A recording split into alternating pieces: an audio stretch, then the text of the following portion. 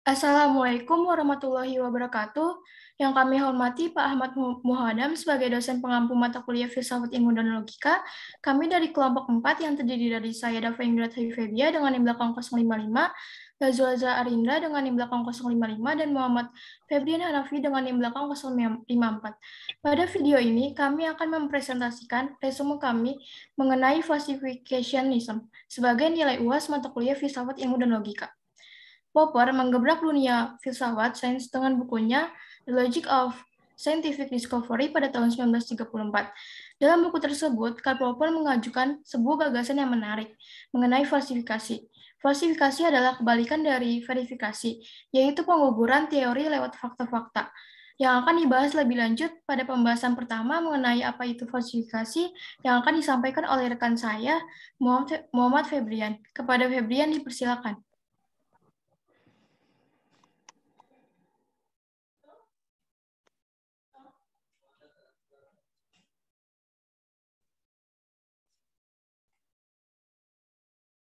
Apa itu falsification? Falsifikasi nasionalisme adalah suatu paham atau metodologi yang ditempuh untuk membuktikan suatu kebenaran dengan prinsip falsifikabilitas. Sebuah pertanyaan yang dapat dibuktikan melalui kesalahan yang ada pada pernyataan tersebut. Falsifikasi suatu teori mempunyai maksud bahwa suatu hipotesis yang diajukan untuk menggambarkan atau menjelaskan suatu perilaku manusia atau fenomena alam semesta ini dapat berubah-ubah berdasarkan hasil pengamatan yang dilakukan berikutnya. Contohnya, seperti semua kucing berekor panjang. Nah, pernyataan tersebut dapat difalsifikasikan karena melalui penelitian ditemukan bahwa ada banyak jenis kucing yang berekor pendek.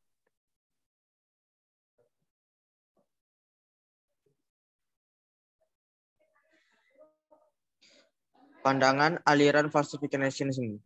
Aliran falsifikasi nasionalisme ini memiliki beberapa pandangan yang dapat dijadikan sebagai batasan dalam mengenalinya, yaitu antara lain, yang pertama, observasi dibimbing oleh teori dan peranggapan. Yang kedua, teori merupakan dugaan atau tebakan spekulatif dan coba-coba yang diciptakan secara bebas oleh intelek manusia untuk mengatasi problema-problema yang dijumpai oleh teori-teori terdahulu itu, dan untuk memberikan keterangan yang tepat mengenai beberapa aspek dunia atau alam semesta.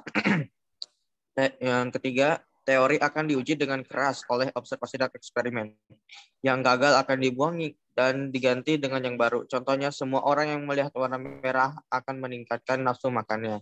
Apabila ditemukan orang yang tidak meningkatkan nafsu makannya setelah melihat warna merah, maka teori itu akan runtuh kemudian digantikan oleh teori yang lain.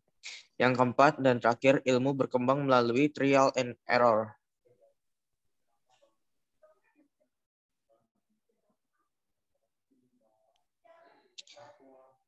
Di sini ada kriteria teori falsibilitas. Sebuah teori dapat disebut falsifiable jika telah memenuhi kriteria yang ditentukan dalam aliran falsification. Antara lain, ilmu sebagai suatu perangkat hipotesis ditemukan secara coba-coba dengan tujuan melukiskan secara akurat perilaku suatu aspek dunia atau alam semesta. Syariat ilmiah yang perlu dimiliki oleh suatu teori adalah harus falsifiable, atau dengan kata lain dapat diuji dan mengakui kesalahan. Apabila suatu teori harus mempunyai isi informatif, ia harus menanggung resikonya.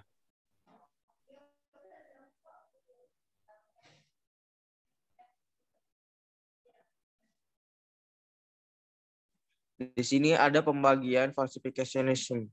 Yang pertama ada dogmatic falsificationism, adalah teori yang ditumbangkan oleh fakta.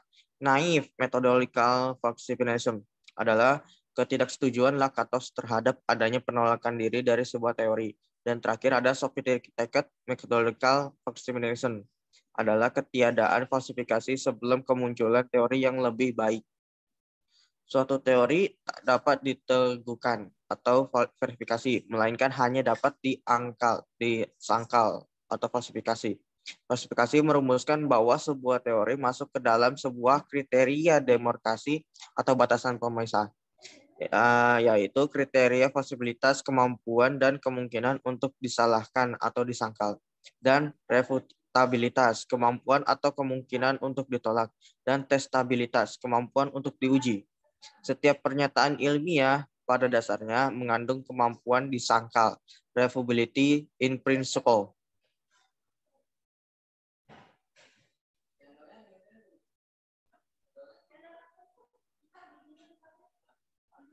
Di sini terdapat ciri-ciri prinsip falsifikasi. Yang pertama ada objektif, dapat diargumentasikan, dihadapkan pada kritik rasional, dan yang paling penting bisa diuji dan tidak mengarah pada institusi subjektif. Yang kedua ada rasional, dapat ditentukan melalui pembuktian logika dan analis yang berdasarkan faktanya. Dan ketiga ada kritik, pengetahuan dapat dikembangkan melalui metode trial and error. Proses penemuan kesalahan dapat disempurnakan dengan menemukan kesalahan secara sadar dan aktif sehingga kesalahan-kesalahan tersebut dapat disingkirkan sepenuhnya. Yang terakhir ada evolusioner, prosedur penemuan dan pembuangan kesalahan atas teori-teori yang tidak kuat. Selanjutnya akan dijelaskan oleh teman saya Lazu Azra. Selanjutnya ada konsep falsifikasi oleh Karl Popper. Gagasan pentingnya falsifikasi sebagai salah satu ciri terpenting dari ilmu pertama kali dikemukakan oleh Karl Popper dalam buku Conjecture and Refutations, The Growth of Scientific Knowledge. Dalam karya ini, Popper membahas demarkasi dalam sains, yaitu batas atau ciri apa yang membedakan antara sains dan pseudosains. Karl Popper merupakan seorang filsuf berkebangsaan Austria yang telah menyumbangkan pemikiran penting terkait pemahaman filosofi ilmu pengetahuan, yaitu melalui bukunya yang berjudul Normal Science and Its Danger pada tahun 1970. Menurut pemikiran Popper, ciri utama dari sebuah ilmu pengetahuan yaitu harus dapat difalsifikasi.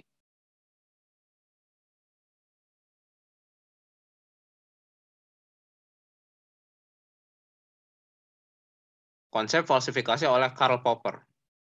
Prinsip falsifikasi Karl Popper.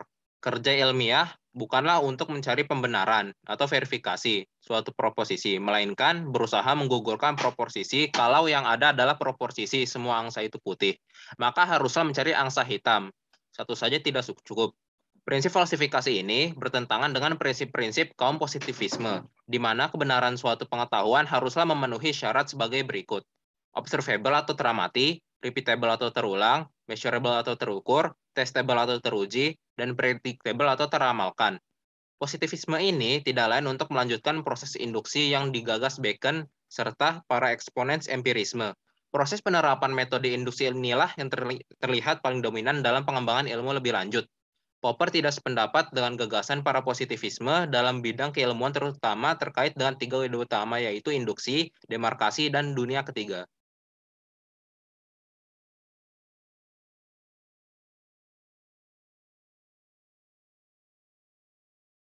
Lalu ada induksi. Dalam masalah induksi, Popper tidak sependapat dengan penerapan keabsahan generalisasi yang didasarkan pada prinsip induksi. Misalnya, apabila sejumlah besar A telah diobservasi pada variasi kondisi yang luas, dan apabila semua A diobservasi tanpa kecuali memiliki sifat B, maka semua A memiliki sifat B. Secara sederhana, kebenaran atau keilmiahan suatu pengetahuan atau ilmu tersebut dapat digambarkan melalui skema berikut.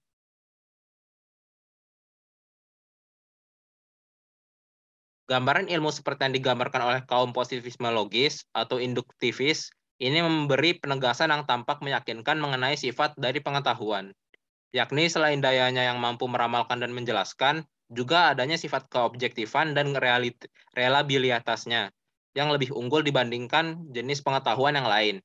Karena itu, wajar jika gagasan mereka ini begitu meyakinkan dan memiliki penganut yang begitu besar.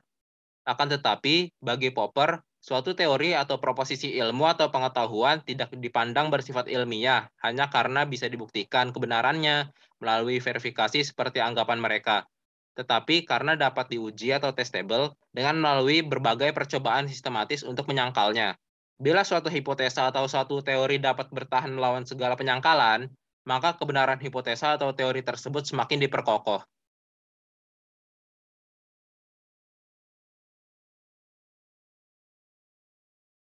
Selanjutnya, Popper menegaskan bahwa setiap teori ilmiah selalu hanya bersifat hipotesis, yakni berupa dugaan sementara. Tidak akan pernah ada kebenaran final. Setiap teori selalu terbuka untuk digantikan oleh teori baru yang lebih tepat. Terkait hal ini, ia lebih suka memakainya dengan istilah hipotesa ketimbang teori. Hanya semata-mata didasarkan pada sifat kesementaraannya. Ia menegaskan bahwa suatu hipotesa atau proposisi dikatakan ilmiah jika secara prinsipil ia memiliki kemungkinan untuk menyangkalnya atau refutability. Secara sederhana, falsifikasi Popper tersebut dapat digambarkan sebagai berikut.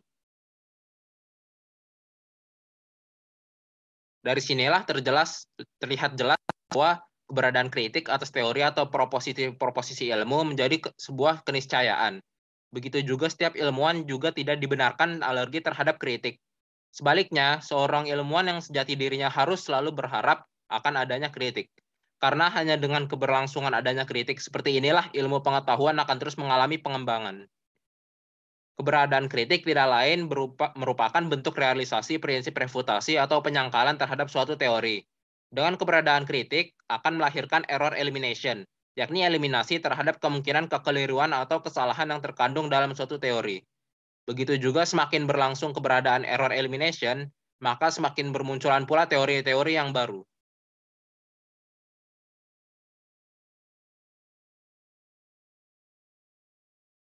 Lalu ada demarkasi. Kemudian, Popper menawarkan gagasan falsifikasi sebagai penuntut demarkasi atau batasan pemisah antara proposisi atau teori yang ilmiah dan yang tidak ilmiah. Gagasan inilah yang oleh dirinya dijadikan sebagai ciri utama proposisi atau teori yang ilmiah. Menurutnya, suatu proposisi atau teori empiris harus dilihat potensi kesalahannya. Selama suatu teori mampu bertahan dalam upaya falsifikasi, maka selama itu pula teori tersebut tetap dipandang kokoh, meski kesementaraannya tidak pernah hilang. Suatu teori bersifat ilmiah jika terdapat kemungkinan secara prinsipil untuk menyatakan salahnya. Inilah yang dimaksud dengan prinsip falsifikasi menurut Popper. Sebaliknya, jika suatu proposisi atau teori secara prinsipil tidak menerima kemungkinan untuk menyatakan salahnya, maka proposisi atau teori tersebut tidak bersifat ilmiah. Selanjutnya akan dilanjutkan oleh rekan saya, Dava.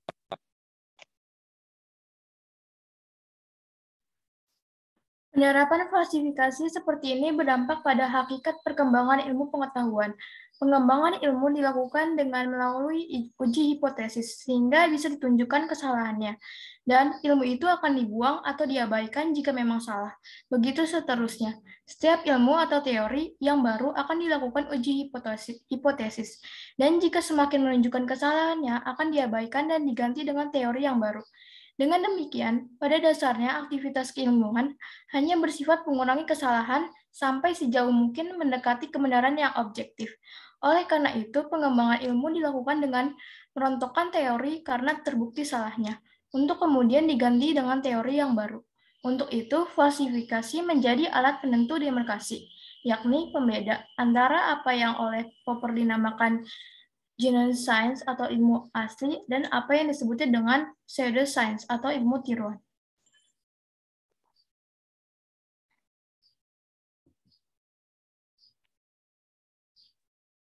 Selanjutnya, teori tiga dunia Popper. Istilah dunia ketiga di sini bukan dalam pengertian politik, tetapi epistemologis. Artinya, Popper membedakan realitas menjadi apa yang dia sebut sebagai dunia ke-1 yang berupa kenyataan fisik dunia yang meliputi dunia fisik dan alam, dunia kedua yang berupa segala kejadian dan kenyataan psikis dalam diri manusia yang meliputi manusia beserta proses psikologisnya, dunia ketiga yang berupa hipotesa, hukum dan teori ciptaan manusia dan hasil kerjasamanya antara dunia ke-1 dan dunia kedua serta seluruh bidang kebudayaan, seni, metafisika, agama, dan lainnya, yang meliputi pengetahuan dan ilmu pengetahuan.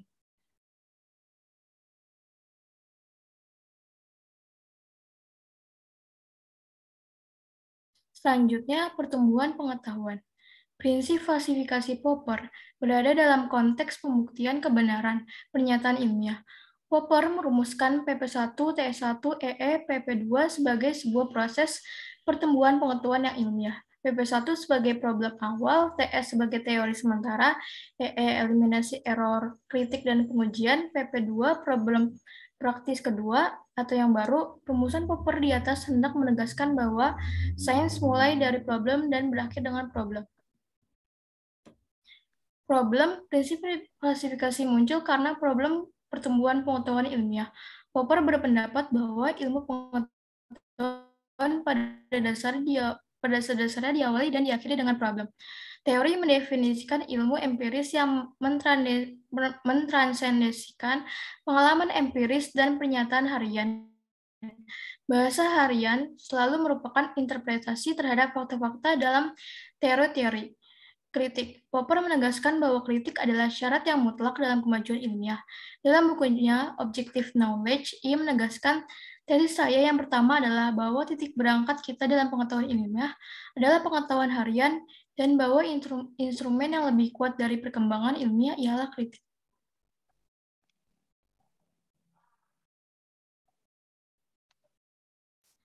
Selanjutnya, kontribusi falsifikasi dalam kemajuan etik.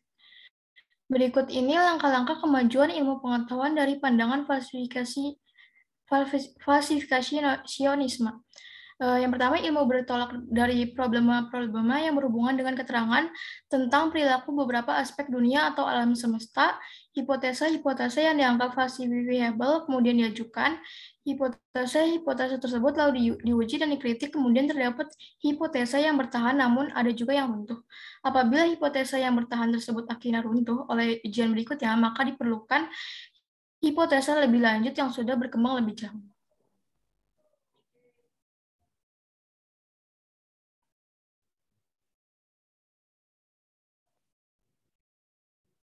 Kesimpulan, falsifikasi merupakan paham yang muncul setelah verifikasi, dengan latar belakang tidak puas terhadap aliran sebelumnya. Falsifikasi memberi pandangan tersendiri terhadap suatu teori dan kriteria terhadap teori yang agar dapat falsifiable. Hal tersebut mampu memberi sumbangan terhadap kemajuan ilmu pengetahuan sekaligus menjadi batasan terhadap falsifikasi.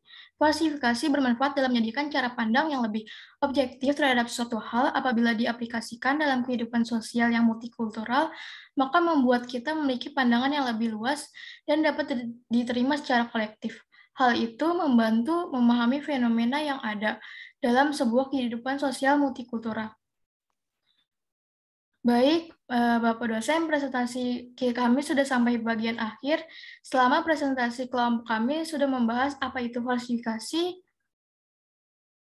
pandangan aliran falsifikasi, kriteria teori falsifiable, pembagian dan ciri-ciri falsifikasi, konsep falsifikasi, beserta 3 ide utama keilmuan yaitu induksi, demarkasi, dan dunia ketiga, serta kontribusi falsifikasi dalam iptek.